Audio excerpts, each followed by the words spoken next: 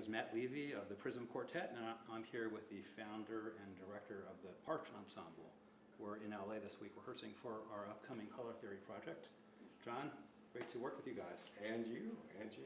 Yeah, so before we take a tour of the instruments, can you tell us who was Harry Partch and why did he invent these incredible instruments?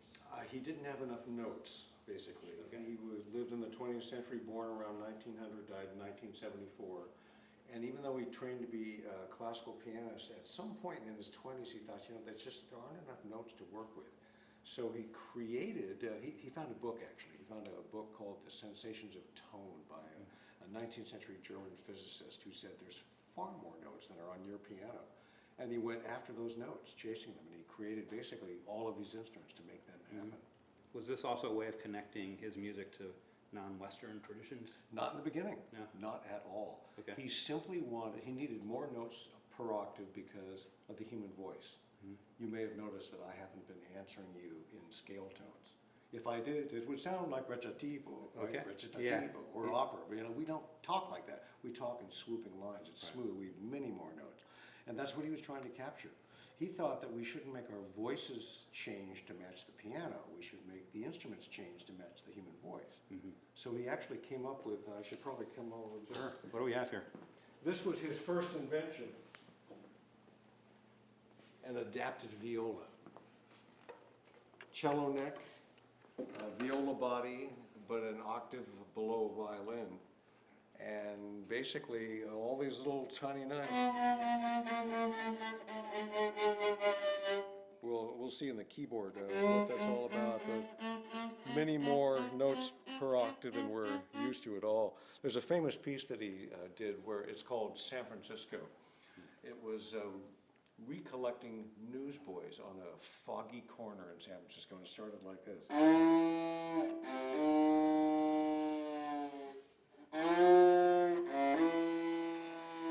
Somebody's selling the Chronicle.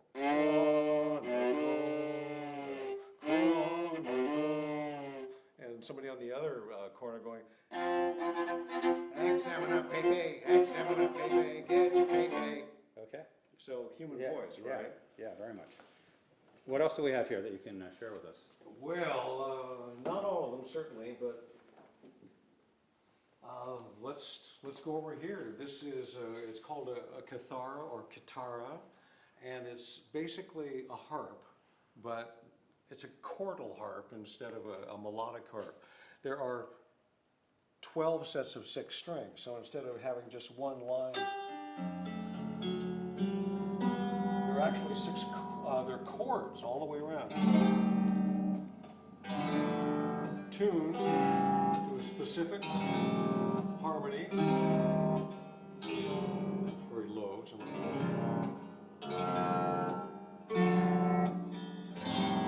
Stop me if you've heard this one, right? Yeah. But obviously 12 chords aren't even enough, so to get the ones in between.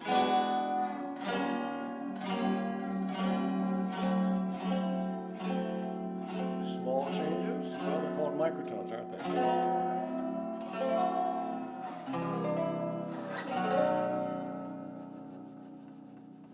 So how many notes? We should come over here to this keyboard instrument.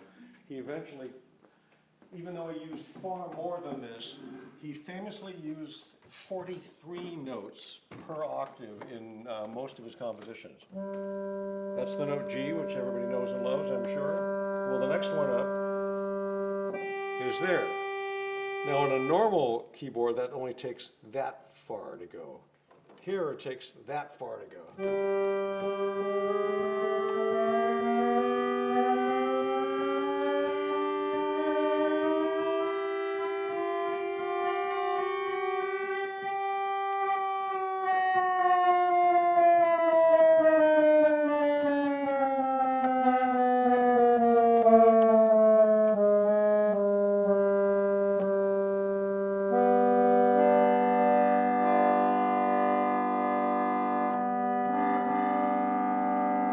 Lots in between. So.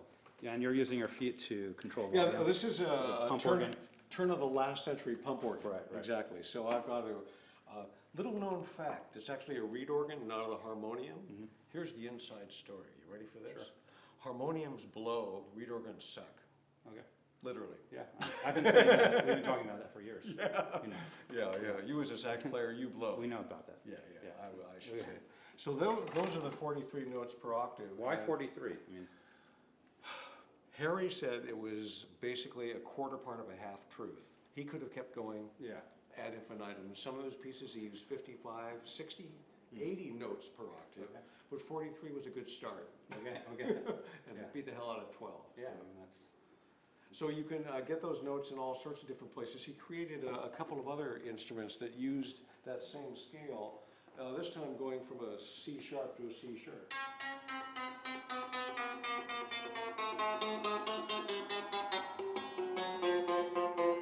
And they're uneven, they're not exactly, it's not like cutting things like quarter tones, or you take the Right. 12 notes in the piano, cut them exactly in half. Yeah. So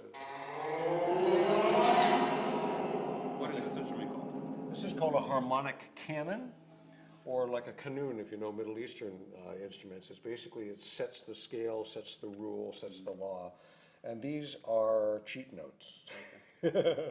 Because when he writes this music, all he gives us is numbers, is painting by the numbers. For his music, see, here's another one that where the pattern over here, this sounds nothing like this.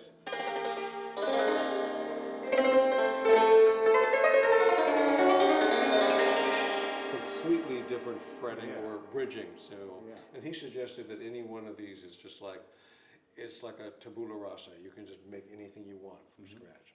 It's beautiful. So he ended up having 5 or 6 of these things, you know, something different for every time. So the consort has all kinds of different types of instruments: plucked string, percussion, Exactly, bowed exactly. string. Well, one of the pieces that we're going to be playing in Philadelphia is Cathar and Pollux is part of his plectrum and percussion dances. Okay, he never went into wind musical instruments because he said life is too short. Yeah, it is actually. Yeah. So speaking of, we should do a little percussing. Sure.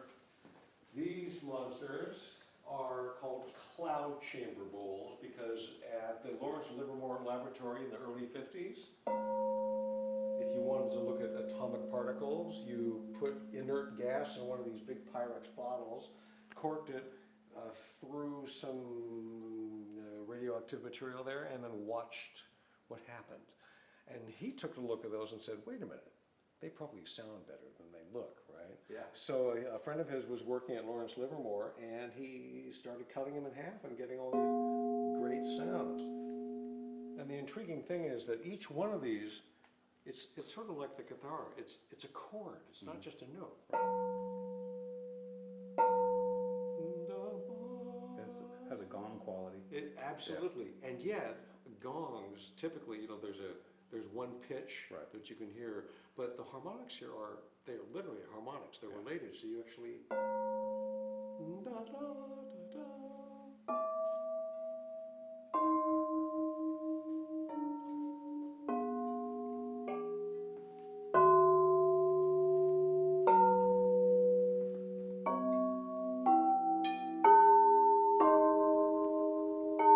they make great doorbells too. You can tell. I think someone's outside actually. So great. So he has a limited number of pitches because otherwise you'd have hundreds of these bowls. He picks a specific number. Absolutely. He did the same with the marimba. Yes, a limited it's a number. little more random over here. So we're missing one of our marimbas. It just went home, but this is, believe it or not, this is our middle size marimba. Yeah. This is called the bass marimba. We also have a contrabass marimba where the key is 8 feet long, and we only have 4 of them because they're that thick, and it's just amazing. But and again, only 11 notes. Right.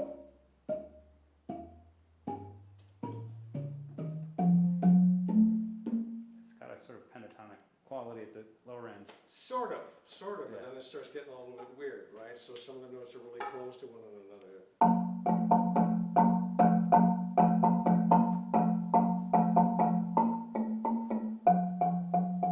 Very close. Then it starts getting into more of the chordal stuff Yeah. going on. So And those are played with hands also, hands alone. with hands, with sticks, with our man TJ has an arsenal of things. We've used egg whippers, fingertips, pieces of wood, you name it. It's all over the place. Great. I think we've covered everything that's still here. Well, thank you for taking some time to talk to us.